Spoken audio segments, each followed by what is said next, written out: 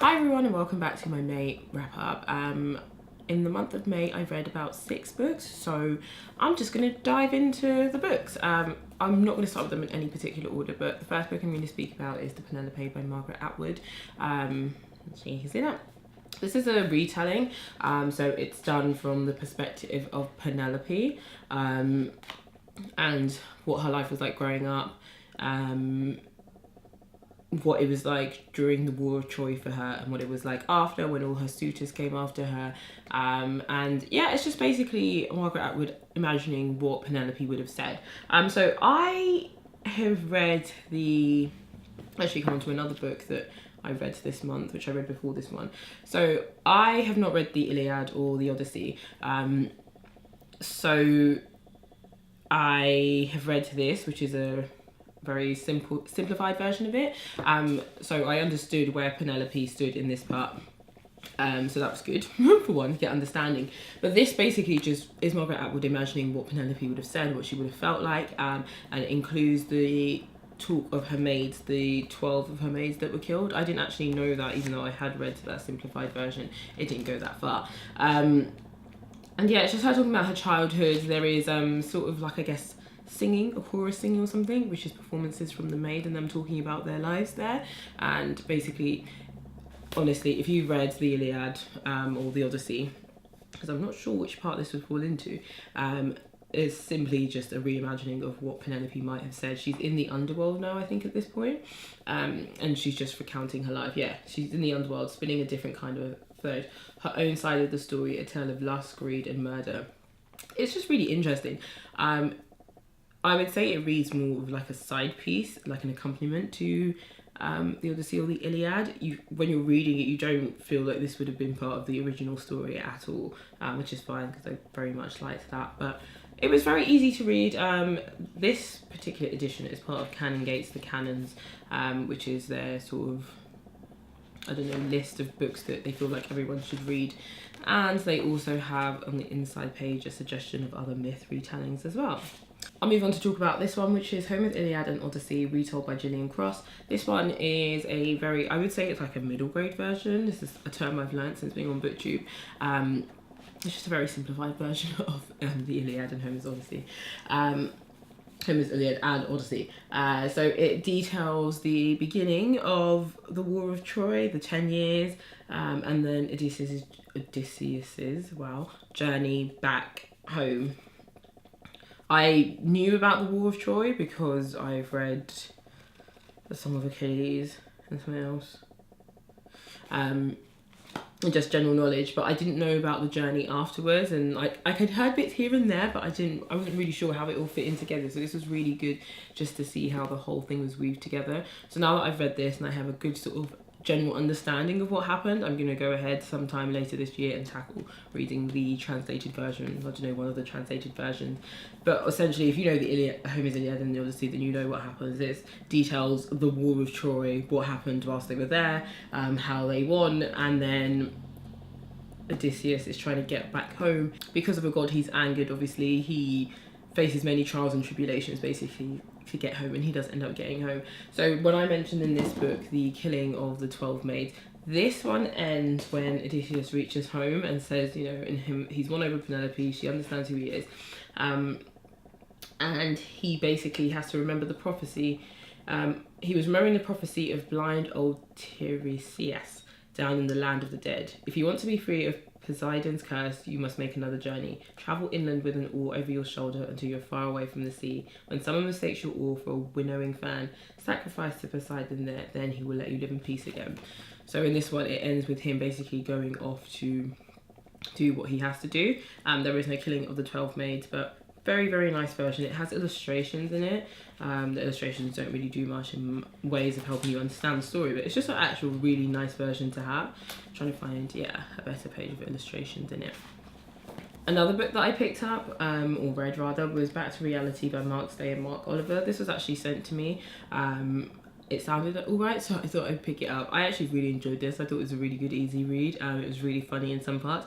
It's very interesting sometimes to read contemporary fiction because when they reference things that you know about, you're just like, oh wow.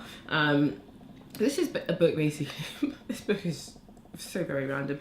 This is a book about our main character Jo, who is like a 40-something-year-old, I want to say housewife, she's not a housewife, she's a 40-something-year-old mum, has one teenage daughter and her husband.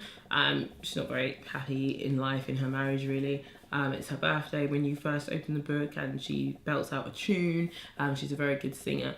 Somehow, in another parallel universe, Jo, like the young Jo, is on her way to becoming a superstar, and somehow these two people's paths cross through ways of ley lines and prisms and rainbow lights and things like that. They essentially end up switching bodies, but the Jo, who is actually called Johanna in this alternate universe or parallel universe, needs to get back into her body. So you've got two stories. You're seeing the story from Jo's perspective, where she's been transported to this new body in LA. She's on the verge of becoming a rising star, but she's basically messing it up because she's like, I'm a 42-year-old mum and I just want to get home to my daughter. This happens in the future. This doesn't happen in the future. And everyone's just like, this girl's a bit kooky. And then you have Johanna, who is in her body, well, is kind of really just a ghost, and she is trying to get back to the world in which she belongs in. So essentially it's a very big long chase and journey. People are driving to Glastonbury, because apparently Glastonbury is where all the ley lines are. People are driving to Glastonbury, and then another parallel universe, they're in LA. But yeah, it's essentially about bringing Jo back to reality, and it obviously ends with her appreciating her life. Some very funny things happen in here. It deals with grief, the loss of a parent, and how you deal with that. Deals with, raising a teenage daughter, how that is. Deals with adulterous husbands and what that's like.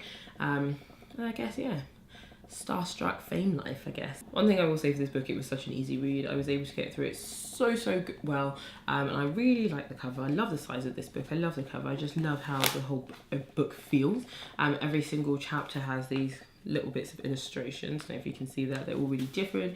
It has really short chapters in here. I don't know why. I've said this before, I'm never really sure, like, when people put short chapters and things, what they're supposed to do.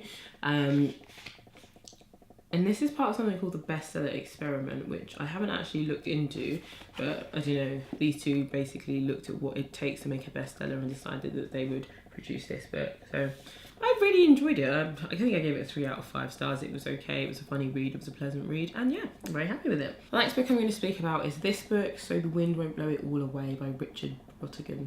I wasn't a huge fan of this book, I'm not going to lie. Sometimes you read these classics and you're just like, what? Again, this is another book that's part of the Gates Canon series, so books they feel that people should read. So similar to that. This one I actually got in a charity shop. This book I got when I went to the SYP conference, which is the Society of Young Publishers conference. Was it last year? Was it this year? I don't know, but they gave us like 3 books in our sort of goodie bag, so I decided to pick this up and read it. This book is a story of a guy recounting his life in Pacific Northwest, in a small Pacific Northwest town, and he accidentally shoots his friend dead. He's just recounting what his childhood was like and just sort of what his days were like and how it led up to that incident. It says here, the novel deals with the repercussions of this tragedy, the anguish, regret, despair, and bittersweet romance. The story is very much what it says on the back.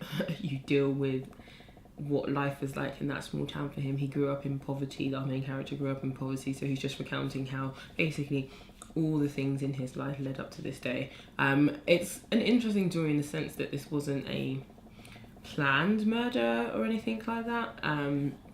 It just so happened, and there's the reason why you can see this sort of cover on the front with a cheeseburger is because I like the way this particular bit is done. It is the talk of, on that day where he went to go and buy bullets, he also was like thinking about going into the burger shop to get a cheeseburger, and the whole thing was like, if I'd gone to get that cheeseburger, my life would have turned out very differently because I wouldn't have bought those bullets, and maybe this scenario wouldn't have happened.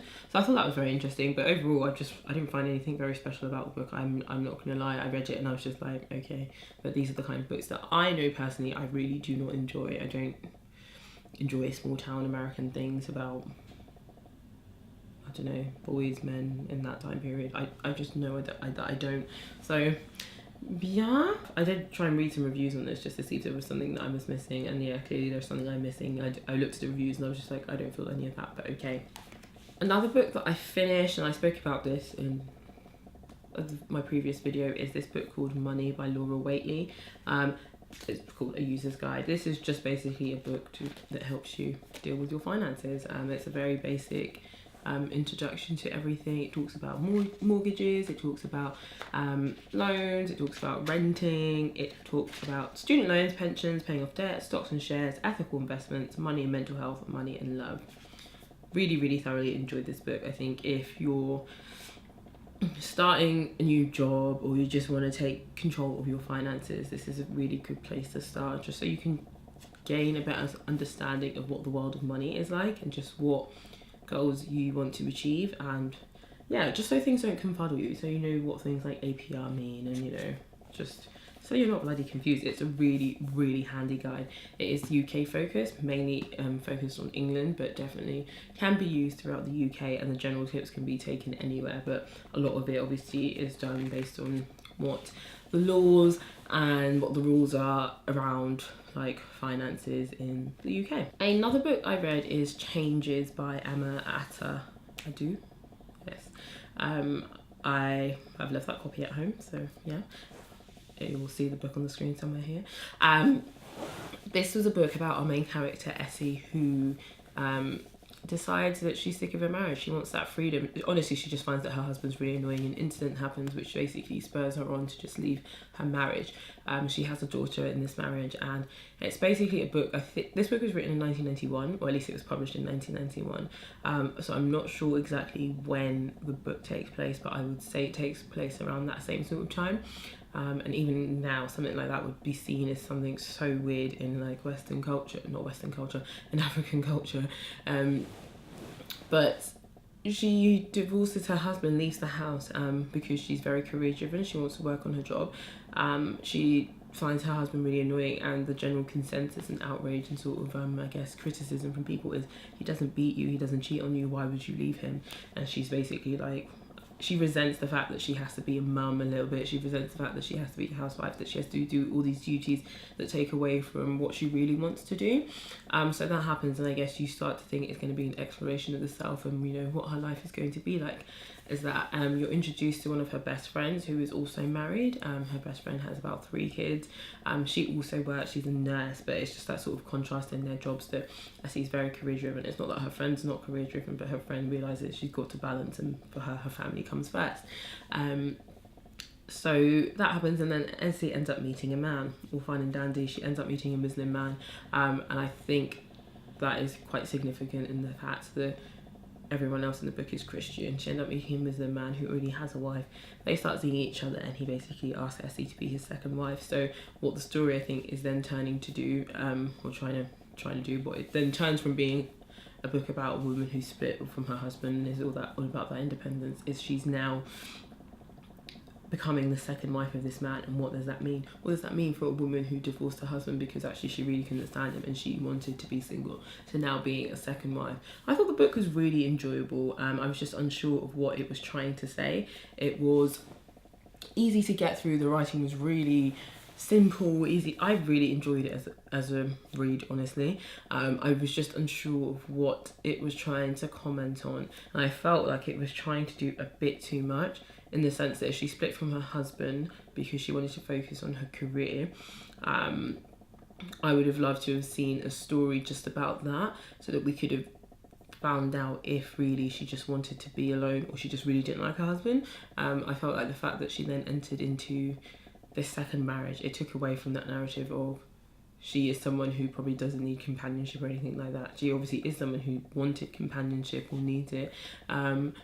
And now she's found herself in this scenario where she's a second wife, because then what it did when it became about the second wife thing was, what does it mean to be a second wife, and how does she feel about being a second wife, and does she need him more that she's the second wife? Like, how does she balance her feelings and things like that? And then it just became a simple story of another love story, really.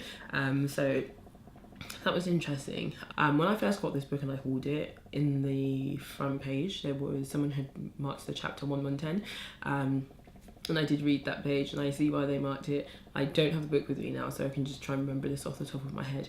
But it is her grandma talking to her about like what it is to be married and what the feeling is for young girls. Her grandmother basically says something along the lines of, for young girls, why do you think we put so much like effort and preparation into these things, and it's a sort of like a celebration and the girl gets to do whatever she wants? It's because this is essentially a celebration of like a funeral for the girl. She's losing herself and now she's joining into another marriage. I thought that was such an interesting thing for her grandma to say to her. And then there's also another bit at the end where it talks about, like on that same page on 110, just at the bottom, where it talks about men and how women have to sacrifice themselves a lot and all these sort of things, and then also goes on to talk about how Africans have sacrificed a lot of their culture for Europeans. I'm paraphrasing a lot now because I don't have the book with me, but I do remember that page and I understand why it was marked. So overall, it was a very enjoyable book. I'm just confused about what it was trying to say, but I enjoyed reading it and I'm definitely going to seek out some more stuff from the author. So I actually think that is me done for the month of May. So yeah, if you have read any of these books, let me know. Let me know what you're reading in the comments down below, and I will speak to you in my next video. Bye.